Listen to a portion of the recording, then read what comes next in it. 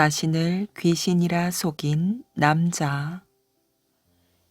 남양군에 사는 송정백이라는 남자가 젊은 시절에 겪은 일이랍니다. 하루는 송정백이 밤길을 가다가 앞서 걸어가는 사람을 보았어요. 누구지? 우리 고을 사람인가? 심심하던 차에 잘 되었어. 길동무를 만났으니 말이야. 송정백은 걸음을 빨리 해 그에게 다가가서 물었답니다. 거기 가시는 분이 누구요? 그러자 그 사람은 걸음을 멈추고 뒤돌아 보았어요. 나 말이요? 귀신이요. 송정백은 이 대답을 듣고 머리끝이 쭈뼛쭈뼛 하였어요. 뭐? 귀신이라고? 이럴 때일수록 정신을 바짝 차리자. 호랑이에게 물려가도 정신만 차리면 살 수 있다고 하잖아. 송정백은 떨리는 가슴을 가까스로 가라앉히고 태어난 척 귀신을 바라보았어요. 그러자 귀신은 송정백을 말끄러미 바라보더니 이렇게 되물었지요. 뒤따라 오시는 분은 누구요? 나 말이요. 나도 귀신이요. 송정백은 일부러 거짓말로 대답하였어요. 귀신은 반갑다는 듯 송정백과 나란히 걸으며 또 물었답니다. 어디 가시는 길이요? 완시에 가고 있어. 그래요? 나도 완시에 가는데. 송정백은 귀신과 이런저런 이야기를 하며 면리를 걸어갔어요. 귀신이 말하였지요. 당신은 무슨 걸음이 그리 느립니까? 나란히 걷다가는 완시에 닿기도 전에 날이 새겠소. 차라리 서로 업어주며 가는 게 어떻겠습니까? 그 대신 빠른 걸음으로 걷는 거요. 우리 귀신은 무겁지 않으니 그렇게 걸을 수 있을 거요. 그거 재미있겠네요. 그럽시다. 송정백이 먼저 귀신에게 엎였어요. 귀신은 송정백을 업고 한참을 가고 나서 고개를 갸우뚱하였지요. 이상하네. 왜 이리 무겁지? 당신 귀신 맞아요? 송정백은 당황하지 않고 그럴듯하게 둘러대었어요. 허허, 그런 말을 할 줄 알았어. 내가 귀신이 된 지 얼마 되지 않아 몸이 좀 무거운 거요. 그렇게 심리쯤 가서 교대를 하였어요. 이번에는 귀신이 송정백에게 엎였답니다. 귀신은 전혀 무겁지 않았어요. 아무것도 없지 않고 맨몸으로 가는 것 같았답니다. 그렇게 몇 번 서로 업어주고 나서 송정백이 물었어요. 당신은 귀신이 된 지 오래되었지요? 어차피 나도 귀신으로서 앞으로 사람을 상대해야 하니 주의할 점이 있으면 가르쳐 주시오. 나는 귀신이 무서워하거나 피해야 할 것이 무엇인지도 모르거든요.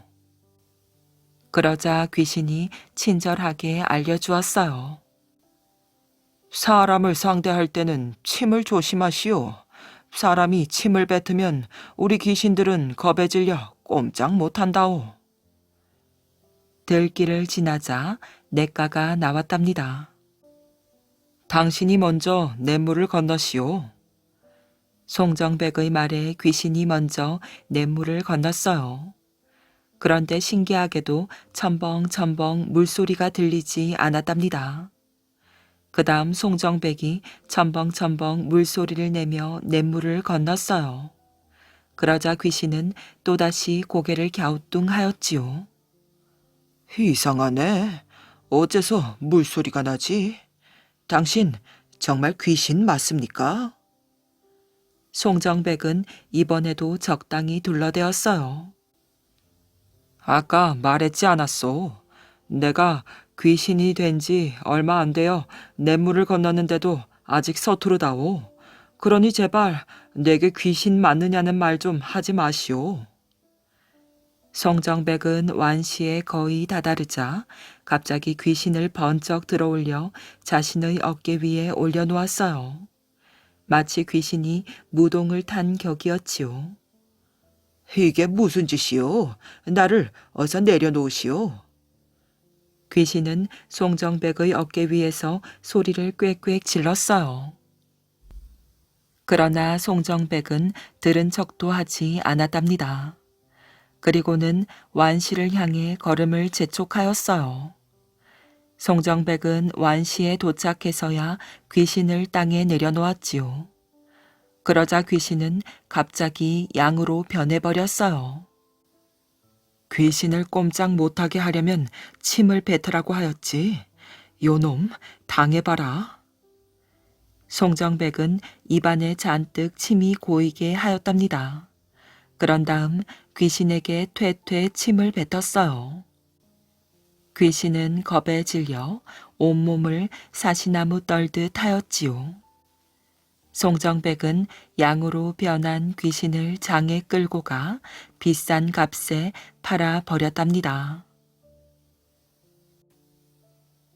글을 배운 정승 아들과 소. 옛날 한양에 한 정승이 살았답니다. 그는 하늘을 나는 새도 떨어뜨린다는 높은 벼슬아치였지요. 그에게는 3대 독자 외동 아들이 있었어요. 정승은 이 아들을 무척 사랑하고 소중히 여겼답니다. 늙음하게 얻은 아들이어서 금이야 오기야 하며 길렀지요. 아들이 7살이 되자 정승은 아들을 가르칠 훈장을 집으로 불렀어요. 훈장은 학문이 깊고 글을 아주 잘 가르치기로 유명하였지요. 그 훈장에게서 배운 많은 제자들이 과거에 장원급제했다고 하였지요. 정승은 뛰어난 훈장을 데려왔다고 무척 기뻐하였어요. 이제 아들놈의 출세길이 열릴 것이야. 뛰어난 훈장 밑에서 공부하니 몇 년 안 되어 과거에 장원급제할 것 아닌가.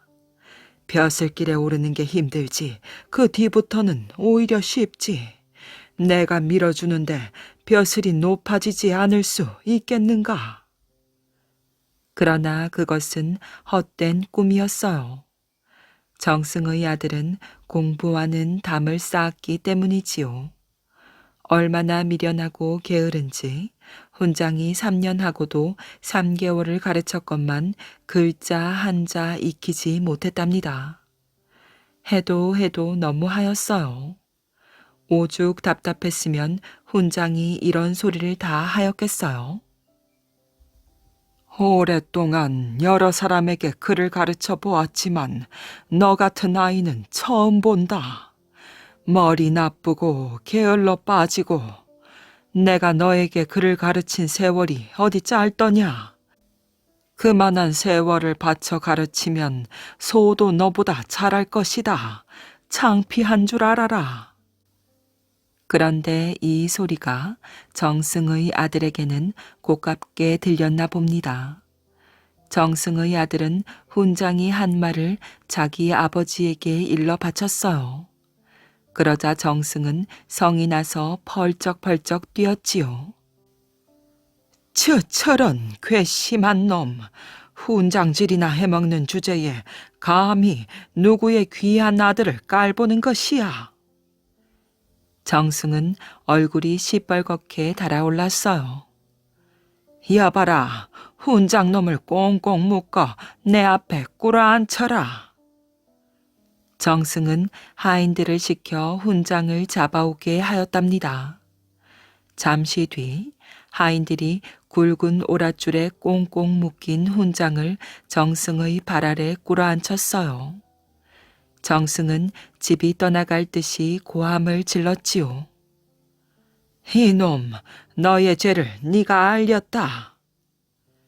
그러나 훈장은 어리둥절한 표정을 지었어요. 무슨 말씀을 하시는지 도무지. 이놈이 이제는 나까지 놀리는구나. 바른 대로 말하지 못할까? 네 놈이 우리 집안의 3대 독자 외동아들을 비웃지 않았느냐? 글쎄, 무슨 말씀을 하시는지 모르겠습니다. 알아듣기 쉽게 말씀해 주십시오. 정승은 우레같이 소리쳤어요. 시침이 떼지 마라. 니놈이 우리 집 아이를 보고 소만도 못한 인간이라고 비웃지 않았느냐? 아, 그 얘기입니까? 소만도 못한 인간이라고 한 것이 아니라 소도 너보다 잘하겠다라고 말했을 뿐입니다. 정승이 또 소리쳤어요. 그 말이 그 말 아닌가? 제가 오죽 답답했으면 그런 말을 했겠습니까? 3년 3개월을 제 딴에는 무척 열심히 가르쳤는데 글자 한자 익히지 못했으니 말이 됩니까? 그래서 제가 그만한 세월을 바쳐 가르치면 소도 너보다 잘할 게야 라고 말했습니다. 훈장은 답답한 심정을 털어놓았어요. 그러자 정승은 더욱 성난 얼굴로 이렇게 말하였지요. 분명 3년 3개월을 소에게 가르치면 소가 내 아들보다 잘할 것이라고 했겠다. 좋다. 내가 3년 3개월의 기한을 줄 터이니 그때까지 그것을 증명해 보여라.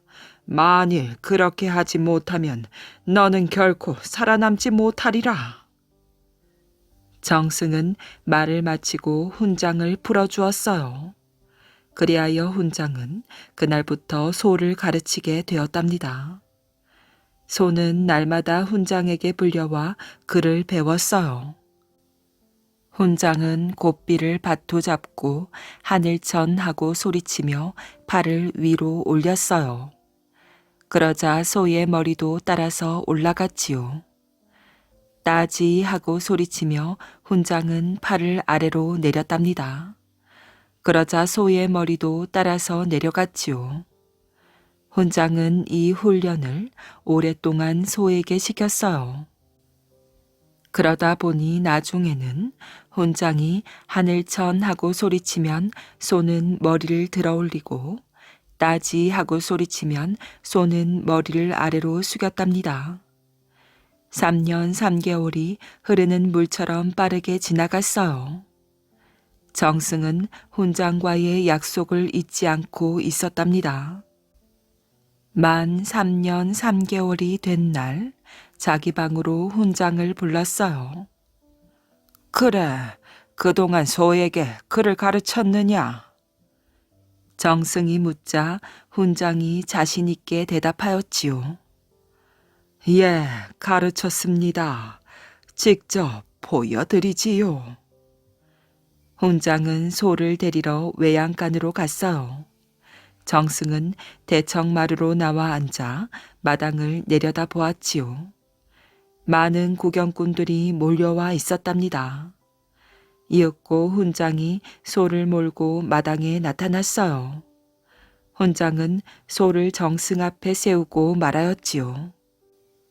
지금부터 저의 오직 하나밖에 없는 짐승 제자인 소의 글솜씨를 보여드리겠습니다. 그러더니 목청껏 소리쳤어요. 하늘천. 이 말을 듣자마자 소는 재빨리 머리를 높이 쳐들었지요. 하늘에 눈길을 박은 채 꼼짝도 하지 않았답니다. 이 광경을 보고 구경꾼들이 감탄해서 소리를 질렀어요. 소가 글자를 알다니 놀랍군. 누가 아니래. 훈장은 또 목청껏 소리쳤어요. 따지. 이 말이 떨어지기 무섭게 소는 머리를 땅에 쳐박았지요. 구경꾼들은 벌린 입을 다물지 못했답니다. 정승도 넋이 빠져 있었어요. 훈장이 말하였어요. 대감마님 어떻습니까? 똑같이 3년 3개월을 가르쳤습니다. 그런데 대감마님 아드님은 글자 한자 모르고 소는 하늘천, 따지 두 자나 합니다. 누가 잘났는지 이제 증명이 되지 않았습니까? 정승은 할 말을 잃었답니다. 부끄럽고 창피하여 얼굴이 벌겋게 되었지요. 소보다도 못한 놈, 이놈을 그냥... 정승은 못난 아들을 야단치려고 슬그머니 방 안으로 들어가 버렸답니다. 옥에서 쓴 충신의 상소문. 사냐의 봄빛은 아름다웠어요. 산골짜기를 흘러내리듯 어우러져 핀 진달래며 설핏 부는 바람에도 봄 향기가 상큼하게 느껴질 것만 같은 논두렁에 듬성듬성 싹을 틔운 온갖 봄나물들. 햇살이 금빛으로 빛나는 시냇가에서는 송사리떼가 한가로이 유영하고 있었지요. 겉으로 보기에는 아무것도 달라진 게 없어 보였어요.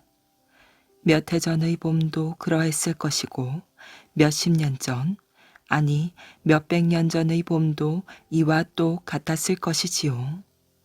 그러나 올해의 봄은 그때와는 분명 달랐답니다. 산에는 봄꽃을 즐기는 백성들의 노랫소리가 그쳤고 들판에는 봄나무를 캐는 아낙네들의 발길이 끊어졌지요.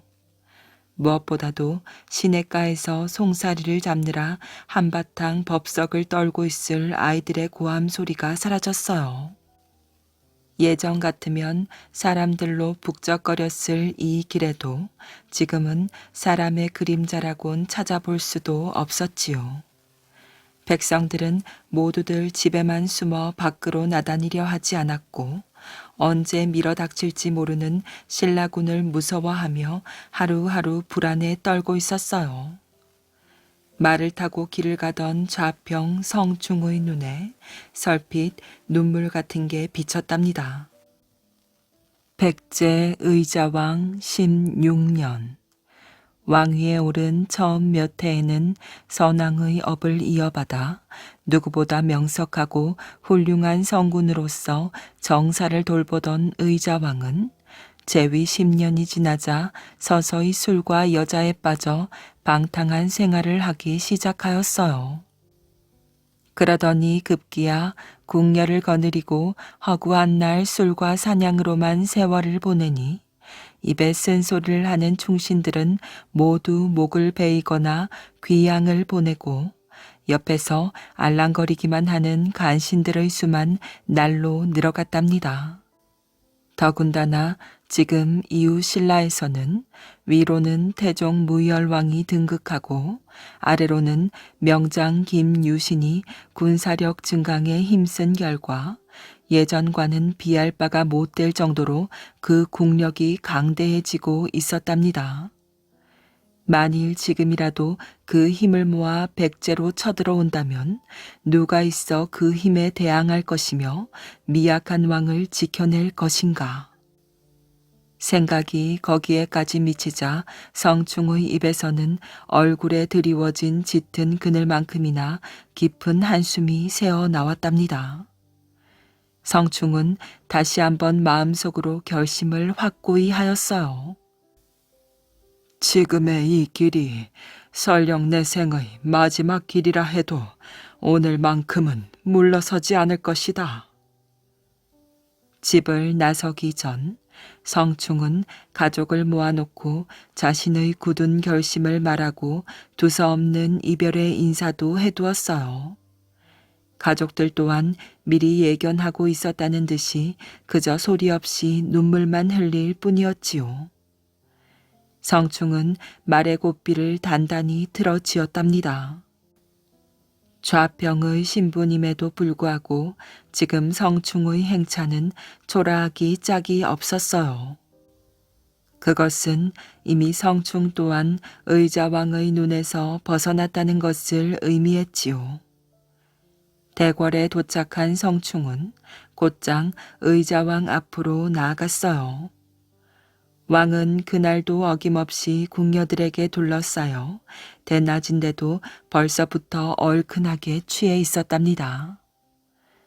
대전에 엎드린 성충의 인사를 받은 왕은 내심 시큰둥했지만 겉으로는 반가운 척 궁녀를 시켜 술잔을 하사하였어요. 그러나 성충은 술잔을 가져온 궁녀를 부릅뜬 눈으로 흘기며 왕이 내린 술잔을 거부하였지요. 폐하! 성충의 목소리가 쩌렁쩌렁 대전에 울렸어요. 지금 나라의 형편은 날로 어려워져 백성들의 생활은 도탄에 빠지고 민심은 흉흉하게 이를 데 없사옵니다. 또한 이웃 신라의 힘은 날로 강대해져만 가고.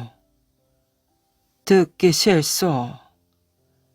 성충의 말이 채 끝나기도 전에 왕은 이맛살을 찌푸리며 고개를 돌렸어요. 폐하, 신은 오늘 죽을 각오를 하고 입걸하였습니다. 죽는 것은 두렵지 않으나 이 나라 사직의 일이 무엇보다 걱정이옵니다.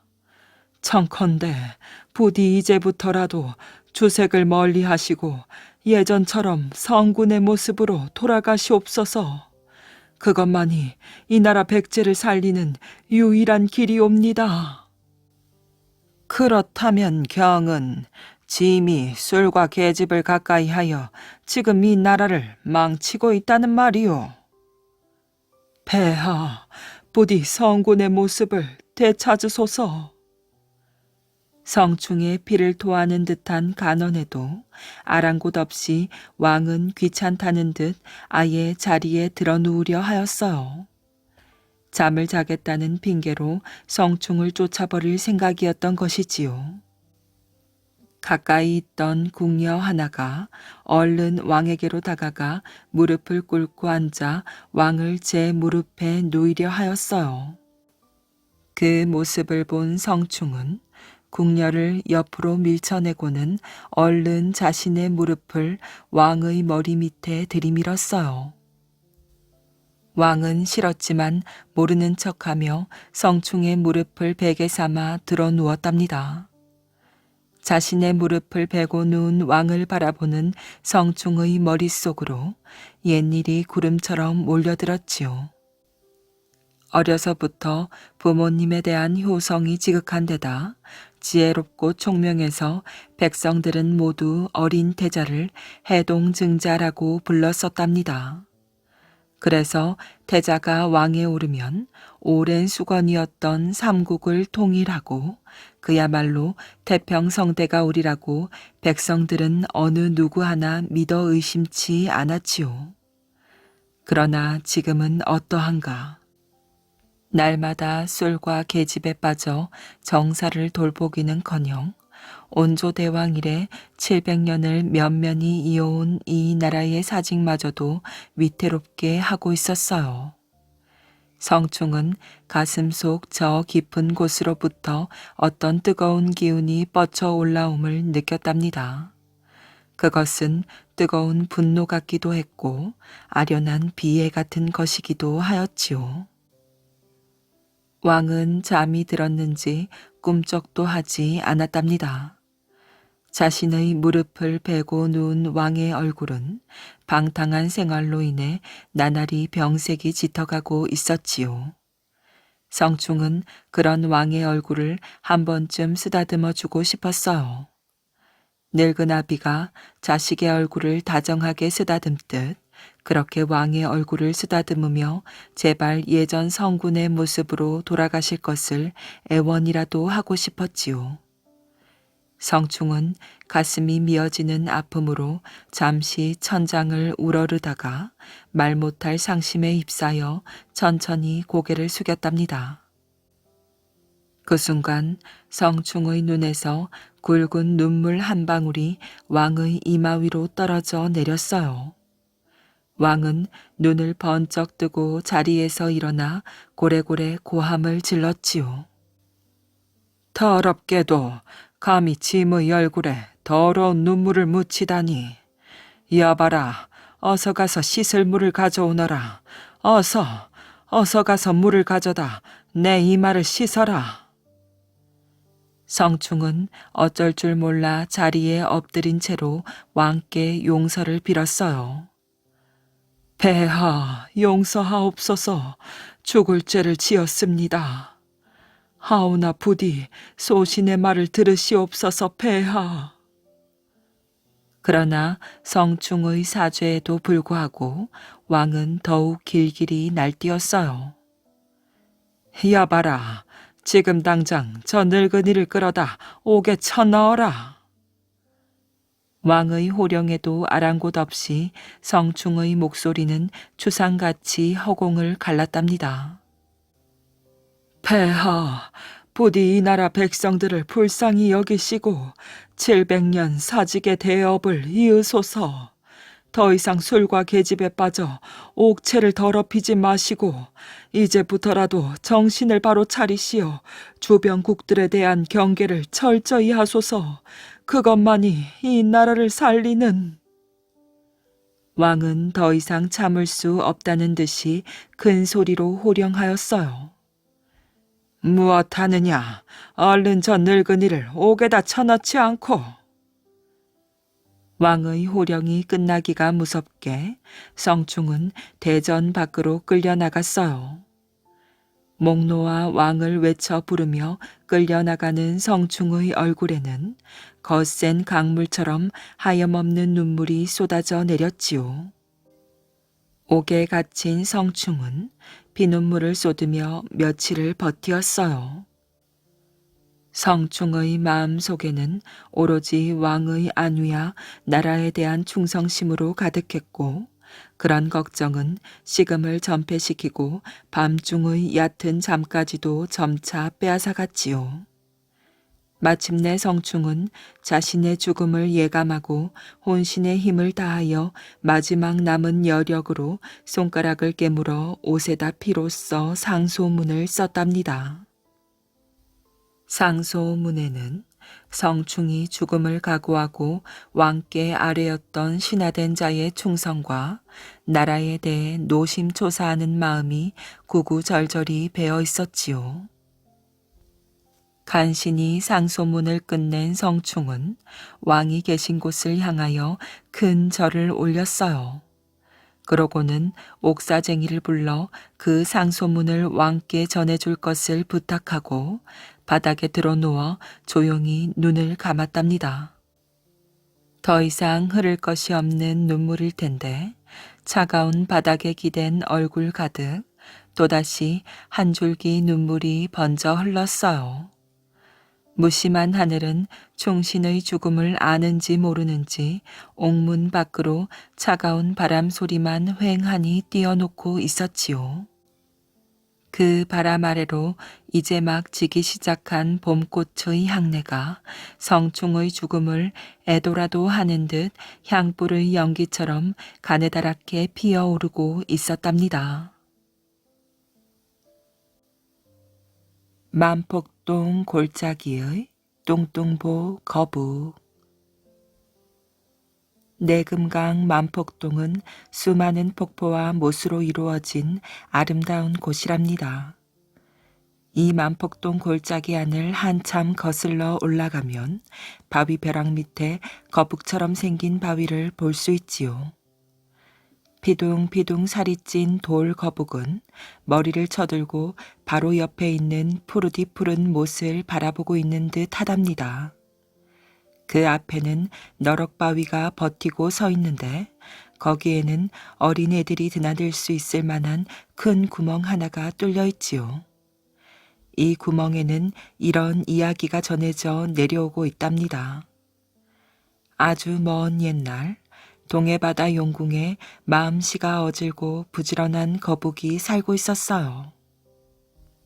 어느 날 거북은 용왕님의 심부름을 갔다 오는 길에 잠시 바다 위로 떠올랐지요. 바다 속에서는 느낄 수 없었던 시원하고 상쾌한 바람이 거북의 머리를 어루만지고 있었어요. 바위 위에는 끼룩끼룩 갈매기들이 커다란 날개를 쫙 펴고 한가롭게 날아다니는 것이 보였지요. 어이, 거북, 용왕님은 안녕하신가? 자신을 부르는 소리에 깜짝 놀라 고개를 들어보니 갈매기 한 마리가 거북의 머리 위를 뱅뱅 돌면서 날개짓하고 있는 것이었어요. 그렇다네. 우리 마음씨 좋으신 용왕님은 잘 계신다네. 그래, 다행이구먼. 그런데 자네 혹시 금강산 이야기 들어보았나? 어? 금강산? 금강산이라는 말에 거북은 귀가 솔깃하였어요.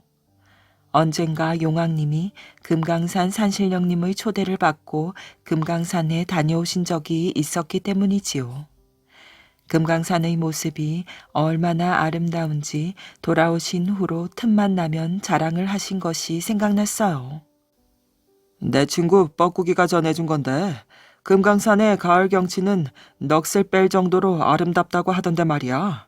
난 언제 한번 시간을 내서 구경 가야겠어. 갈매기가 신이 나서 말하였어요. 용궁으로 돌아오는 동안 거북의 머릿속엔 온통 금강산 생각뿐이었지요. 용왕님께 한번 부탁드려볼까? 금강산 구경 좀 하게 해달라고 말이야. 몇 번을 망설인 끝에 거북은 용왕님을 찾아갔어요. 용왕님, 황송하옵니다만 저에게 한 가지 소원이 있는데 들어주시길 간청하옵니다. 소원이라. 그래, 그 소원이 무엇인지 어디 한번 말해보거라. 예, 그것이 금강산의 가을 경치가 아주 아름답다던데 도대체 얼마나 아름다운지 제 눈으로 직접 보고 싶습니다. 오호, 금강산이라. 옳지. 그러니까 금강산 구경을 허락해달라 이거구먼. 용왕은 무릎을 탁 치며 지그시 두 눈을 감았어요. 아마 언젠가 구경했던 금강산의 아름다운 모습을 떠올리고 있는 듯 하였지요. 그래, 좋다. 정 그게 소원이라면 다녀오너라. 용왕은 마음씨 어질고 부지런한 거북의 소원을 기꺼이 들어주었답니다. 용왕님, 감사합니다. 이 은혜 평생 잊지 않겠습니다. 허허, 그래. 하지만 거북아, 단풍잎이 떨어지기 전에는 꼭 돌아와야 하느니라. 이것만큼은 꼭 지켜야 한다. 알겠느냐? 용왕은 거북에게 신신당부를 하였어요. 거북의 가슴은 쿵쿵 뛰었답니다. 드디어 먼 길을 떠날 준비를 하고 용왕님께 인사를 드리러 갔어요.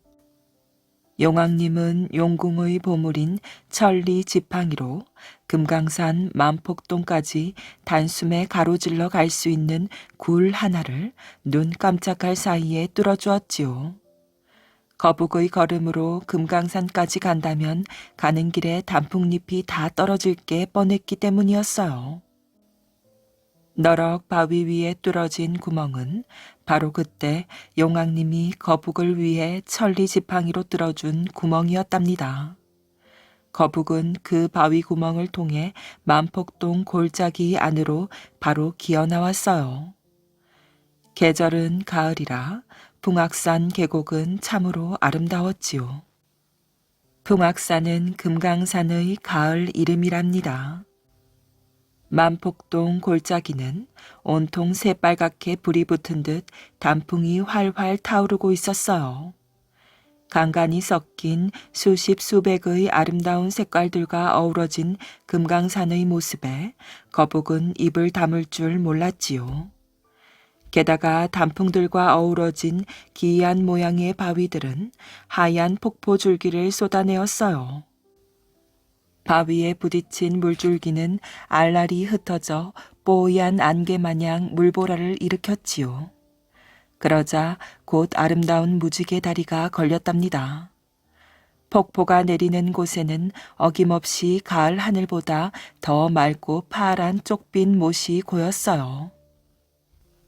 거북은 아름다운 경치에 놀라 한참 동안이나 바위처럼 굳어진 듯 서 있었지요.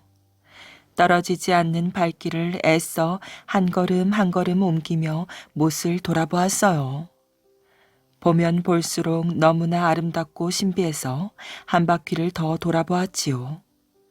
거북은 쪽빈 못의 경치에 반해 금강산의 다른 곳을 구경할 생각마저 잊었답니다.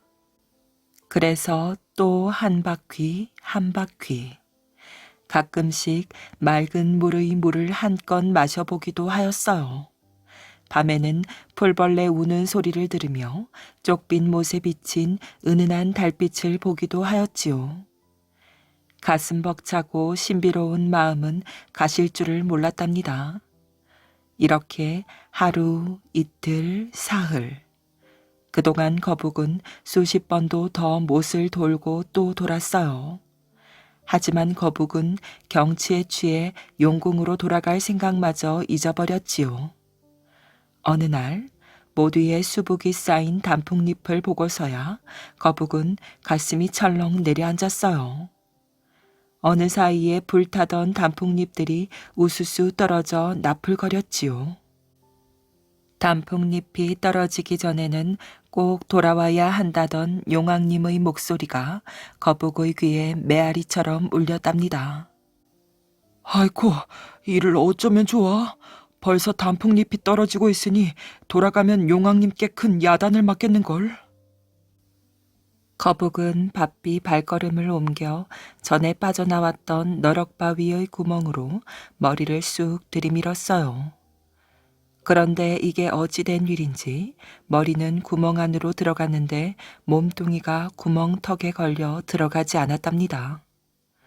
몸뚱이를 움츠려 보기도 하고 어깨를 가슴 안쪽으로 좁혀 보기도 했지만 헛수고였어요. 이상하네. 분명 내가 나왔던 구멍인데 왜 들어가지 않는 거지?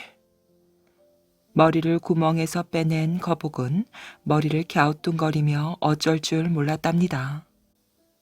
거북은 벌써 몇 시간째 바위 구멍 안으로 머리를 들이밀고 들어가려고 안간 힘을 쓰고 있었어요. 하지만 몸뚱이만 바위에 긁혀 아프고 상처만 났답니다. 기운이 다 빠진 거북은 너럭바위에 털썩 주저앉았어요. 이를 어쩌나 용궁으로 돌아가지 못하게 생겼네. 깊은 산골의 산삼 뿌리와 온갖 약초의 뿌리를 씻으며 흘러내린 만폭동 골짜기의 물을 마시며 아름다운 경치를 구경하는 동안 거북의 몸이 자신도 모르게 피둥피둥 살이 쪄 뚱뚱보 거북이 된 것이었지요. 하지만 거북은 그것도 모르고 용궁으로 돌아가야 한다는 생각에 바위 구멍 안으로만 기어들어가려고 하였어요. 하지만 그게 어디 될 법한 일이겠어요. 거북은 아둥바둥 몸부림치다가 언제부터인가 차츰 돌로 굳어져 버렸답니다. 내금강 만폭동 골짜기 안에는 거북 모양의 바위가 있는데 이 바위가 바로 살이 쪄 용궁으로 돌아갈 수 없게 된 그 거북이라고 한답니다. 이때부터 그 바위를 거북 바위라 하고 그 쪽빈 못을 거북이 못이라고 부르게 되었답니다. 다시 주워 담은 깃털. 어떤 마을에 수다스럽기로 유명한 여인이 살고 있었어요. 하루 종일 어떻게나 말이 많은지 잠시도 입을 다물고 있지 않을 정도였지요. 그래서 마을 사람들은 누구나 그 여인을 수다쟁이라고 불렀답니다.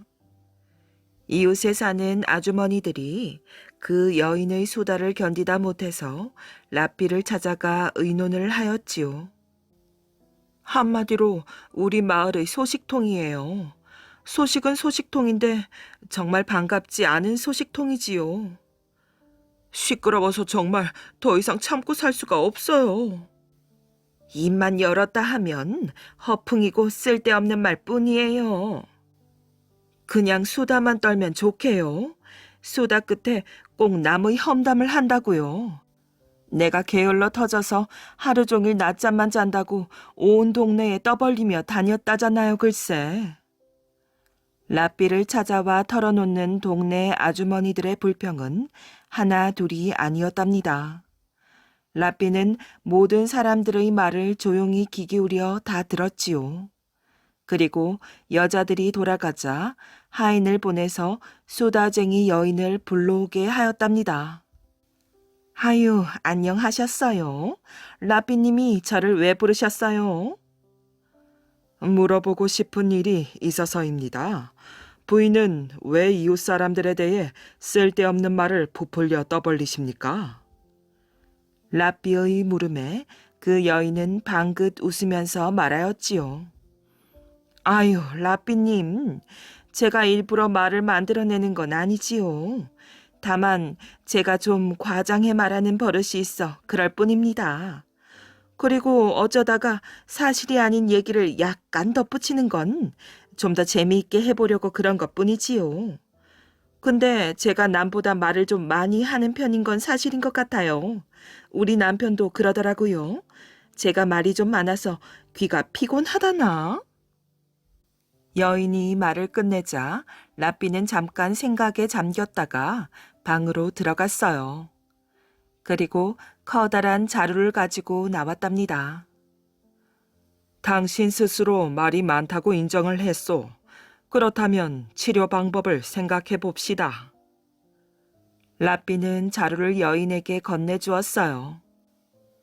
이 자루를 가지고 저 앞 광장까지 가시오. 광장에 도착하면 자루를 열고 이 속에 들어있는 것을 꺼내어 길바닥에 늘어놓으면서 집으로 돌아가시오.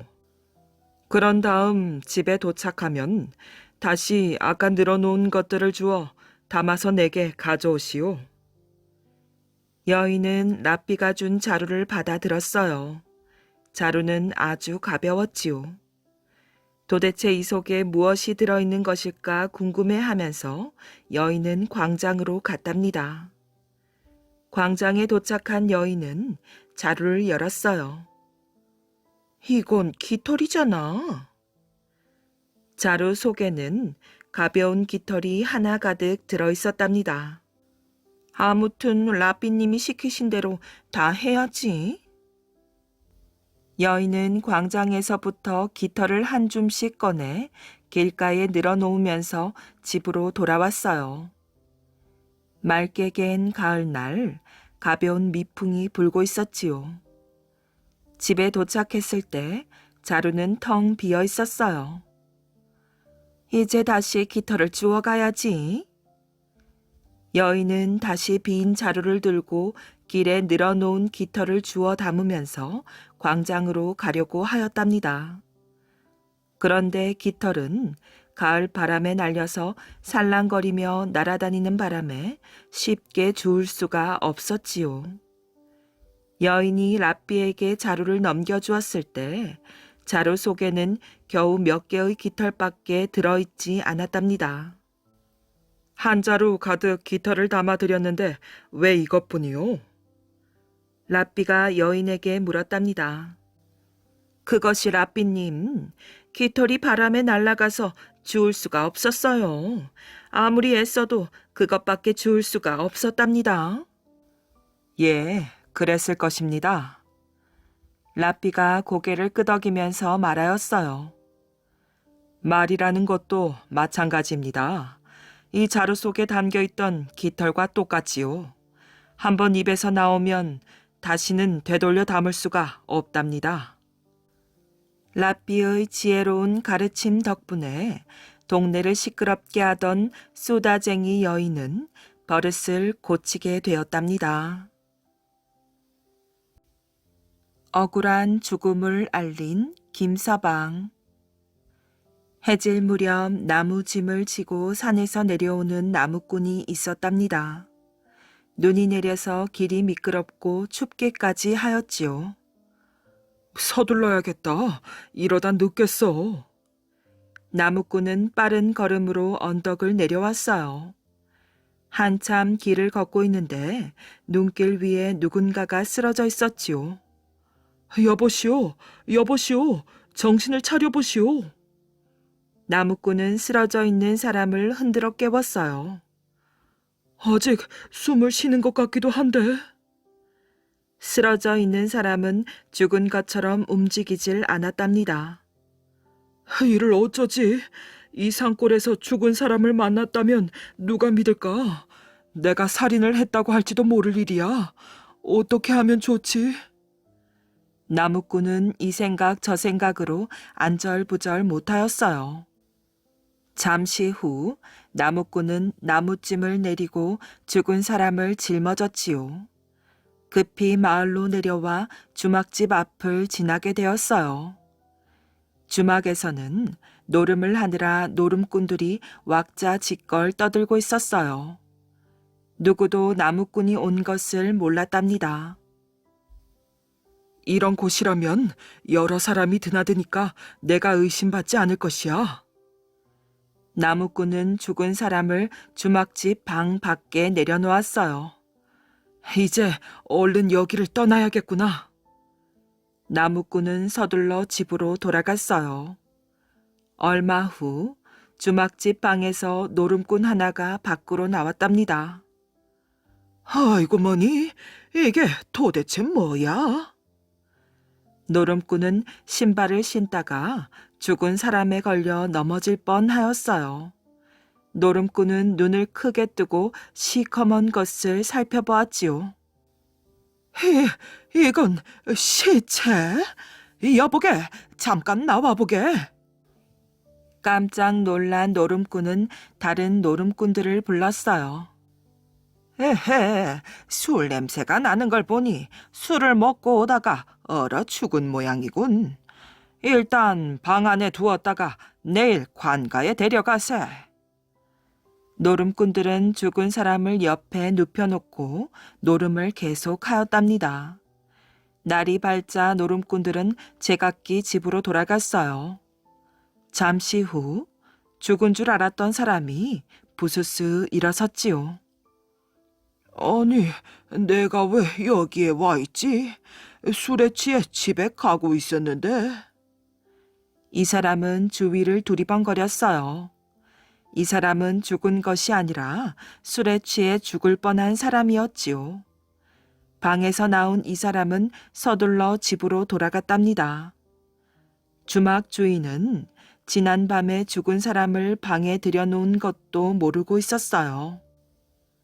얼마 후 노름을 하던 사람 하나가 주막으로 뛰어왔지요.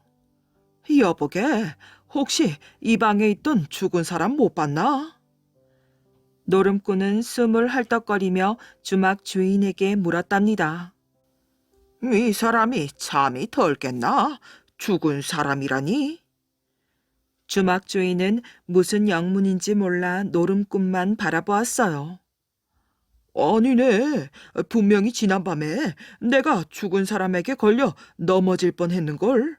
그래서 방에 들여다 놓았는데 글쎄 깜빡했지 뭔가. 노름꾼은 지난밤에 있었던 얘기를 자세히 해주었어요. 그래? 아침엔 내가 이 방에 왔을 때는 아무도 없었네. 자네 혹시 돈을 잃고 정신이 이상해진 거 아닌가? 어디 가서 그런 얘기는 하지도 말게나. 주막 주인은 신신당부를 하였어요. 그러나 이 일은 소문이 나서 여러 사람의 입에 오르내리게 되었지요. 결국 관가에서 이 소식을 듣고 주막 주인과 노름꾼들을 붙잡아 갔어요. 여봐라, 너희들은 노름을 하다가 돈이 모자라 사람을 죽인 게 아니더냐? 고을 사또는 무서운 얼굴로 물었어요. 아닙니다. 저희들은 사람을 죽이지 않았습니다. 노름꾼들은 그때 있었던 일을 사실대로 얘기했지요. 허허, 그렇다면 주막 주인의 지시로구나. 죽은 사람을 어디에 두었는지 어서 말하지 못할까? 사또는 주막 주인이 범인이라고 생각하였어요. 사또, 아닙니다. 저는 아침에 저 사람에게 얘기를 들었을 뿐입니다. 주막 주인은 옆에 앉은 노름꾼을 바라보았어요. 저희들은 노름이 끝나고 함께 집으로 돌아갔습니다. 정말입니다. 안 되겠구나. 너희들이 매를 맞아야 정신을 차리겠느냐. 사또는 마지막에 남아있었던 주막 주인의 볼기를 때렸지요. 매를 맞던 주막 주인은 너무 아파서 견딜 수가 없었어요. 아이고, 사또, 사실은 그 시체를 앞산에 묻었습니다. 주막 주인은 할 수 없이 거짓말을 하였어요. 그럼 그렇지. 여봐라, 어서 앞산에 가서 무덤을 파보아라. 포졸들은 주막 주인을 앞세워 삽과 괭이를 들고 산으로 올라갔어요. 마을 사람들도 소문을 듣고 따라갔지요. 뒤따라간 사람들 중에는 나무꾼과 술을 먹고 죽을 뻔한 사람도 있었답니다. 주막 주인은 사방을 두리번거리다가 작은 무덤을 발견하였어요. 이 무덤입니다. 주막 주인은 무덤을 가리키며 겨우 입을 뗐답니다. 사람들은 달려들어 무덤을 파보았어요. 아니, 이건 김서방이 아닌가? 남편이 돌아오지 않는다고 부인이 걱정을 하던데. 저걸 좀 보라고. 죽은 사람 머리에 대나무 못이 박혀있지 않은가? 김서방은 살해를 당한 것이 분명하였어요. 마을 사람들은 이곳저곳에서 웅성거리기 시작하였지요. 영락없이 죄 없는 주막 주인이 살인범으로 몰리게 되었어요. 아닙니다. 우리가 어제 방에 들여놓았던 사람은 키가 작았습니다. 맞습니다. 옷도 다르고 수염도 적었습니다. 분명히 김서방은 아니었습니다. 노름꾼들은 자신 있게 대답을 하였어요. 그렇다면 방에 있던 죽은 사람은 어디로 갔단 말이냐? 사또, 저는 정말 아닙니다. 정말 억울합니다. 주막 주인은 땅바닥에 주저앉아 통곡을 하였어요. 바로 그때였어요. 저 사또, 제가 주막집 방에 있던 시체입니다. 모여있던 사람들은 어리둥절하였어요. 사또, 제가 시체를 주막까지 실어 나른 사람입니다. 그 옆에 있던 나무꾼이 앞으로 나서며 말하였지요. 죽다 살아난 사람과 나무꾼은 그날 밤 있었던 일을 이야기하였어요. 사또와 마을 사람들은 고개를 끄덕였지요. 그렇다면 김서방은 누가 죽인 것이냐? 사또는 고개를 갸우뚱거렸어요. 나중에 알고 보니 김서방의 아내가 다른 사람과 짜고 남편을 죽인 것이었지요. 억울하게 죽은 김서방이 자신의 죽음을 알리기 위해 귀신이 되어 꾸민 일이었답니다. 서로를 도와준 총각과 용. 이만하면 되겠다. 좀 쉬어갈까? 총각은 나무를 다 묶고 나서 땀을 닦고 있었어요. 그때였어요. 부스럭부스럭 낙엽을 헤치며 큰 구렁이 한 마리가 나타났지요. 총각은 깜짝 놀라 뒤로 움찔 물러났답니다. 놀랄 것 없어. 나는 용이 되려고 이 산에서 기도를 하고 있단다. 나를 좀 도와주지 않을래? 그러면 나도 너를 도와줄게. 총각은 구렁이의 친구 같은 말투에 마음이 조금 놓였어요. 나더러 뭘 도와달라는 것이야? 용이 되려면 1000명의 똥을 먹어야 한단다. 그것도 이제 막 누워 따끈한 처녀의 똥이라야 되거든. 난 오늘까지 모두 999명의 처녀 똥을 먹었는데 나머지 1명의 똥을 구하기가 너무 어렵구나. 총각은 구렁이의 얘기가 너무나 우스웠어요.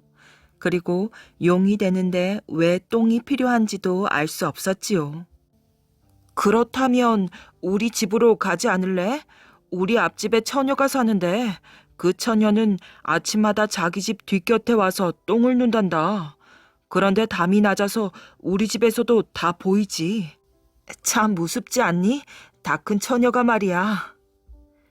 구렁이는 총각네 집으로 왔답니다. 그리고는 처녀 집 뒷곁으로 가서 날이 새기를 기다렸지요.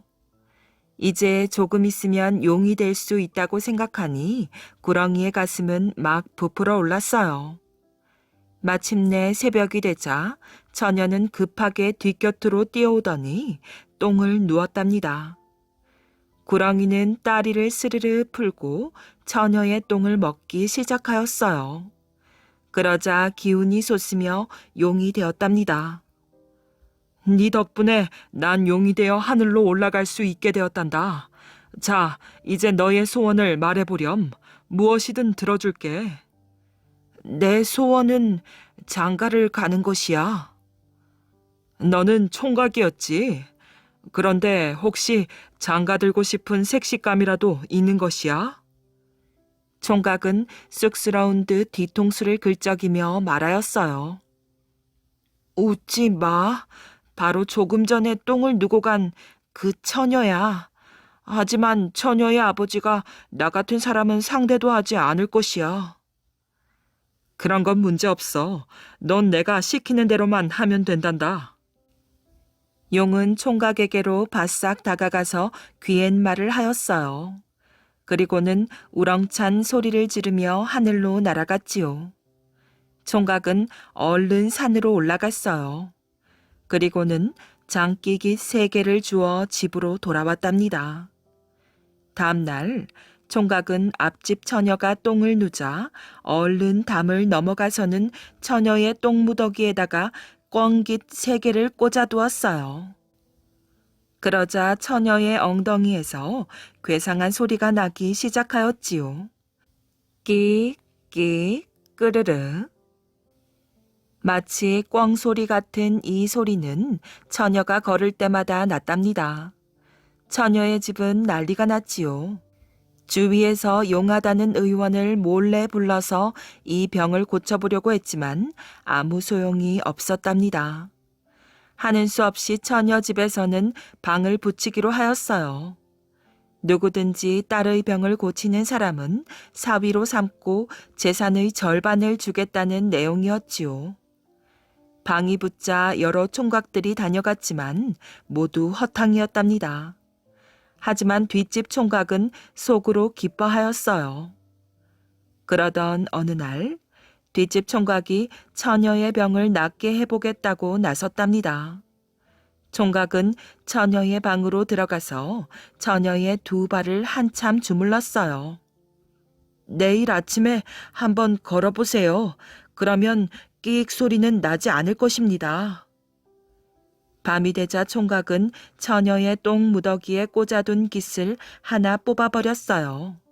그러자 처녀의 엉덩이에서는 끽 끄르르 소리만 났답니다.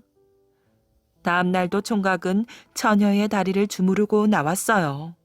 그리고 밤이 되자 꿩깃 하나를 더 뽑아버렸지요. 그러자 이번에는 처녀의 엉덩이에서 끄르르 하는 소리만 났답니다. 그렇게 3일째가 되자 처녀의 병은 모두 나았어요.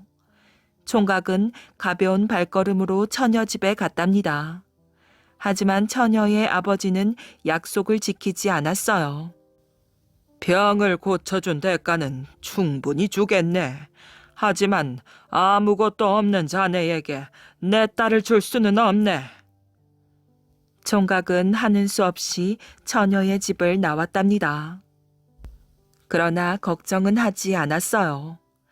총각은 처녀의 똥 무더기에다가 다시 꿩깃 3개를 꽂아두었지요. 그리고는 우스워서 배꼽을 잡고 웃었답니다. 다음 날이 되자 앞집에서는 또 난리가 났어요. 처녀의 엉덩이에서 또 이상한 소리가 나기 시작했거든요. 처녀의 부모는 총각에게 와서 사정을 하였지요. 이렇게 해서 총각은 처녀의 병을 고쳐주고 처녀와 혼인도 하게 되었어요. 모두가 용의 은혜 덕분이었답니다.